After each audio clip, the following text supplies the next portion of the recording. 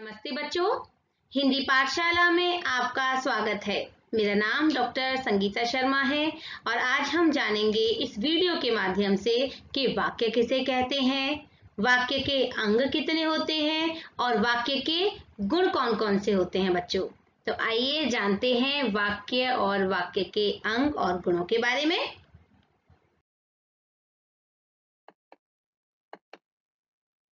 बच्चों, जैसा कि आप सभी जानते हैं कि हम और आप क्या हैं, सामाजिक प्राणी हैं।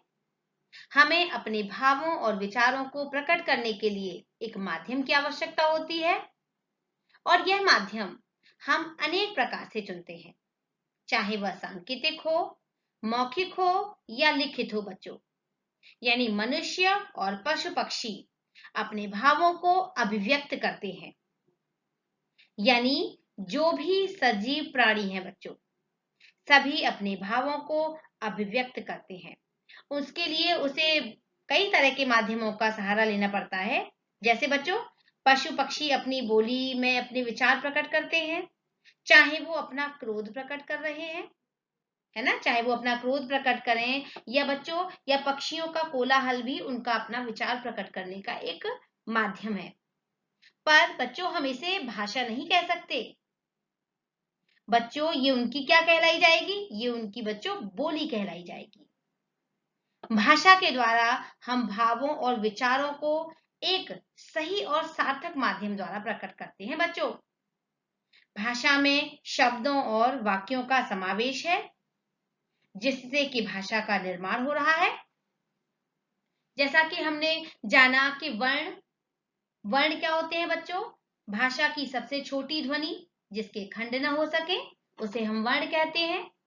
शब्द में हमने जाना कि यानी निश्चित अर्थ को प्रकट करने वाले सार्थक वर्ण समूह को शब्द कहते हैं बच्चों।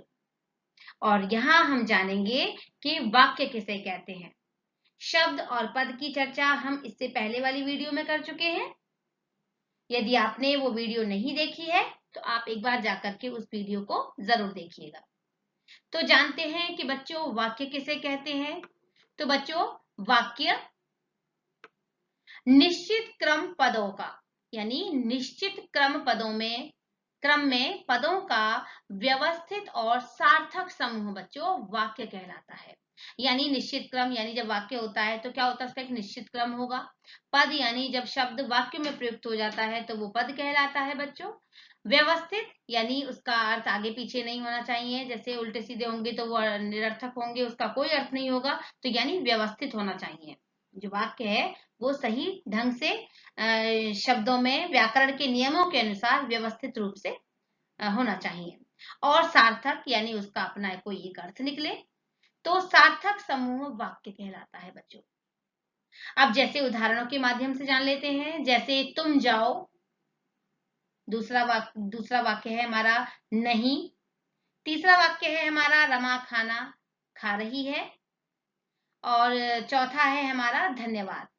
तो बच्चों, आपने जाना कि वाक्य जो हैं वो दो पदों के मेल से भी बनते हैं और नहीं, जैसे आप देख रहे हैं, कभी कभी हम अपने उद्देश्य की पूर्ति करने के लिए नहीं शब्द से कह करके भी हम अपने उद्देश्य की पूर्ति कर देते हैं। तो यहाँ पर आपने जाना कि वाक्य जो हैं वो एक पद के भी होते हैं और अनेक पद के भी वाक्य कहलाते हैं बच्चों। आइए बच्चों, अब जानते हैं वाक्य के गुणों के बारे में। तो गुण कितने प्रकार के होते हैं? तो बच्चों, वाक्य के गुण मुख्यतः 6 प्रकार के होते हैं। पहला है योग्यता के आधार पर, दूसरा सार्थकता, तीसरा आकांक्षा, चौथा है हमारा आसक्ति, पांचवा जो गुण है हमारा वो है पदक्रम और छठा जो गुण है हमारा वो होगा हमारा अस्थिति। अब इन सभी गुणों को विस्तार से जानेंगे।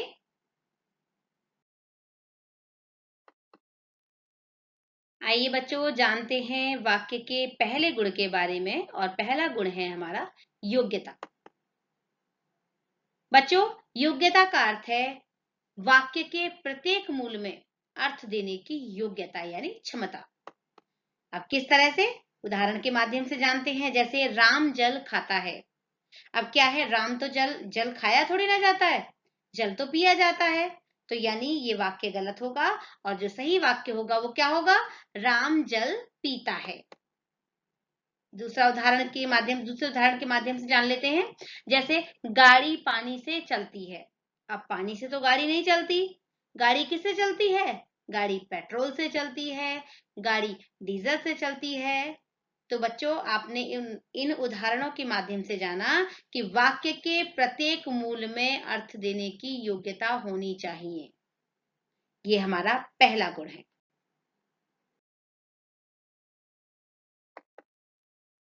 वाक्य का दूसरा गुण है बच्चों सार्थकता। वाक्य में प्रयुक्त सभी अर्थ सार्थक होने चाहिए बच्चों, और उनका कोई अर्थ होना चाहिए, यानी उनका कोई मतलब निकले, उसका कोई मीनिंग निकले, अर्थ निकले, न कि वे अर्थहीन हो। अर्थहीन यानी ऐसा ना हो कि उसका कोई अर्थ न हो। जैसे राम खेत सींचता है, तो ये क्या है? ये सार्थक वाक्य है। इसका मतलब निकल रहा है कि यानी राम खेत सींच रहा है। और इसी का दूसरा उदाहरण ले हम। जैसे सींचता राम खेत है, तो क्या है? इनमें पदों का व्यवस्थित क्रम नहीं है, इनमें। सींचता राम खेत है, तो यानी ये क्या है? ये निरर्थक वाक्य है। इसका कोई भी अर्थ नहीं निकल रहा, यानी अर्थहीन है ये। तो बच्चों, इसी तरह से आपने जाना कि सार्थकता वाक्य में प्रयुक्त सभी अर्थ सार्थक होने चाहिए और उनका अर्थ होना चाहिए, न कि वे अर्थहीन हो।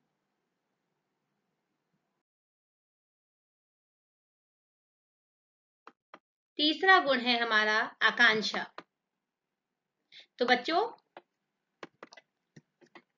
वाक्य में किसी ऐसे शब्द की कमी नहीं होनी चाहिए, यानी वाक्य में किसी ऐसे शब्द की कमी नहीं होनी चाहिए जिसके कारण अर्थ की अभिव्यक्ति में अधूरापन लगे। जैसे लड़के कर रहे हैं, अब इसमें इसके अर्थ में की अभिव्यक्ति में कमी है, यानी कोई मतलब ही नहीं निकल के आ रहा, यानी हम समझ ही नहीं पा रहे कि क्या कर रहे हैं। दूसरा उदाहरण, जैसे लड़के पढ़ाई कर रहे हैं, तो ये वाक्य बिल्कुल सही है, लड़के पढ़ाई कर रहे हैं। और ये जो पहला वाला वाक्य है लड़के कर रहे हैं, इसकी अभिव्यक्ति में कमी है, अधूरापन है, इसीलिए ये गलत वाक्य है बच्चों। तो जाना आपने कि आकांक्षा यानी वाक्य में किसी ऐसे शब्द की कमी नहीं होनी चाहिए जिसके कारण अर्थ की अभिव्यक्ति में अधूरापन लगे बच्चों।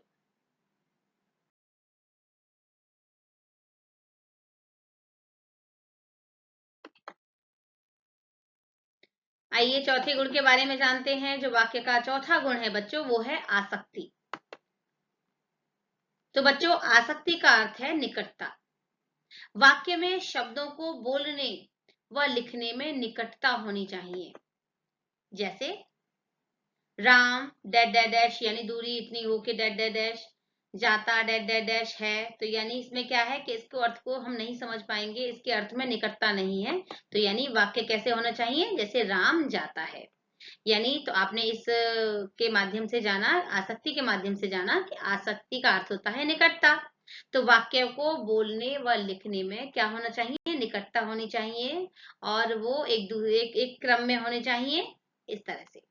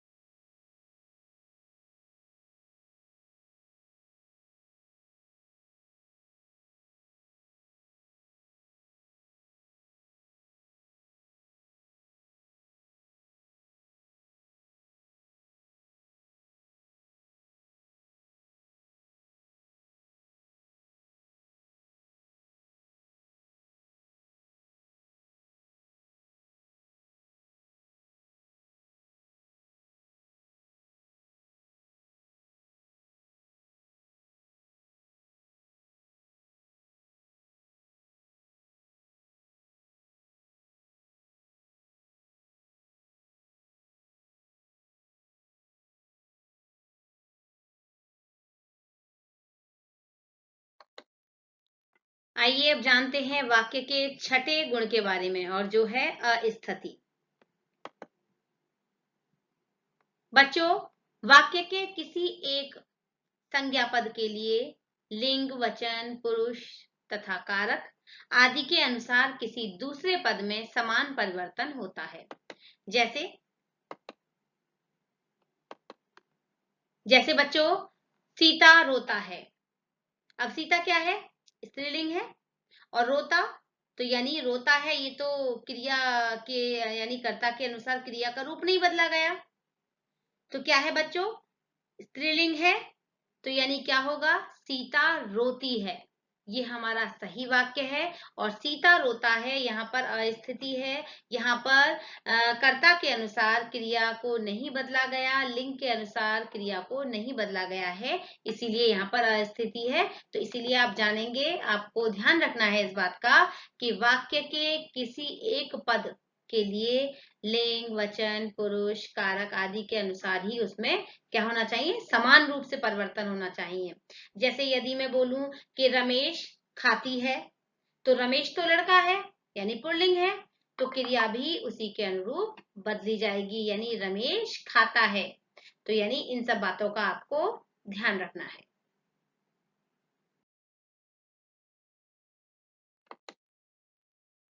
अब जानते हैं बच्चों वाक्य के अंग के बारे में। अब तक हमने जाना कि वाक्य के गुण क्या क्या होते हैं। अब जानते हैं वाक्य के अंग। तो बच्चों वाक्य के दो अंग होते हैं। कौन कौन से? जैसे पहला है हमारा उद्देश्य और दूसरा है बच्चों विधेय। पहले जानते हैं उद्देश्य और विधेय के बारे में विस्तार से। तो बच्चों जिसके बारे में कुछ कहा जाए यानी कर्ता, वह उसके लिए प्रयुक्त विशेषण भी उद्देश्य के अंतर्गत आएंगे बच्चों। और दूसरा विधेय। विधेय यानी उद्देश्य यानी कर्ता के बारे में बच्चों जो कुछ कहा जाए वह विधेय के अंतर्गत आएगा। और अगर हम जाने तो उद्देश्य यानी कर्ता और विधेय यानी बच्चों क्रिया। इस बात को याद रखिएगा। उदाहरण के माध्यम से जानते हैं और हम ये भी जानेंगे इन उदाहरणों में से कि उद्देश्य का विस्तार और विधेय का विस्तार हम किस तरह से पहचानें और किस तरह से करें। परीक्षा में इससे संबंधित भी प्रश्न पूछे जाते हैं। तो बच्चों पहला उदाहरण है हमारा, घोड़े पर चढ़ने वाला व्यक्ति घुड़सवार नहीं होता। तो यहाँ पर वाक्य में किसकी बात की जा रही है? व्यक्ति की। तो व्यक्ति हमारा बच्चों उद्देश्य है ना। और क्रिया क्या है? होता है। तो यानी बच्चों व्यक्ति से पहले यदि हम इसे लें कि घोड़े पर चढ़ने वाला व्यक्ति, तो व्यक्ति से पहले ये हमारा उद्देश्य का विस्तार है। यानी किसके बारे में बताया जा रहा है? व्यक्ति के बारे में। तो यानी उद्देश्य का विस्तार है घोड़े पर चढ़ने वाला व्यक्ति। और विधेय का विस्तार यानी हमारा व्यक्ति से लेकर के होता है के बीच में जो भी है घुड़सवार नहीं होता, ये हमारा विधेय के विस्तार के अंतर्गत आएगा बच्चों। जैसे घुड़सवार नहीं होता, ये हमारा विधेय का विस्तार होगा बच्चों। अब दूसरा उदाहरण जानते हैं। मोहन दिल्ली चला गया। किसके बारे में बात की जा रही है? मोहन। तो यहाँ पर मोहन जो है वो उद्देश्य है बच्चों। अब वाक्य में ये जरूरी नहीं है कि उद्देश्य का विस्तार भी हो और विधेय का भी विस्तार हो, जरूरी नहीं है, किसी एक का भी हो सकता है ना। तो यहाँ पे मोहन, मोहन का विस्तार नहीं है, मोहन उद्देश्य हुआ हमारा। और चला गया ये दिल्ली है, सॉरी ये क्रिया है चला गया। और इससे पहले यानी दिल्ली, तो चला गया दिल्ली, तो ये हमारा दिल्ली चला गया, ये हमारा विधेय के अंतर्गत आएगा बच्चों। तीसरे उदाहरण के माध्यम से जानते हैं। कुछ बच्चे पार्क में खेल रहे हैं। अब यहाँ पर जो बच्चे हैं किसके बारे में बात की जा रही है? बच्चों के बारे में बात की जा रही है, बच्चे। तो कुछ बच्चे ये हमारे उद्देश्य के विस्तार के अंतर्गत आ जाएंगे। पार्क में खेल रहे हैं, तो यानी रहे हैं ये हमारी क्रिया हुई। और बच्चे और क्रिया के बीच की जो चीजें हैं जैसे पार्क में खेल, ये बच्चों हमारा क्रिया के विस्तार के अंतर्गत आ जाएगा, यानी विधेय के विस्तार के अंतर्गत आ जाएगा। यानी कुछ बच्चे हमारा उद्देश्य, उद्देश्य का विस्तार, पार्क में खेल रहे हैं, ये हमारा विधेय के विस्तार के अंतर्गत आ जाएगा। एक और उदाहरण के माध्यम से जानते हैं बच्चों। जैसे वीर हनुमान ने लंका में आग लगाई। किसके बारे में बात की जा रही है? वीर हनुमान जी के बारे में। तो यानी वीर हनुमान ने, ये हमारा उद्देश्य के अंतर्गत आएगा। लंका में आग लगाई, लगाई यानी क्या है बच्चों? ये क्रिया है। तो यानी लंका में आग लगाई, ये हमारा विधेय के विस्तार के अंतर्गत आएगा। ये हमारा विधेय के विस्तार के अंतर्गत लंका में आग लगाई।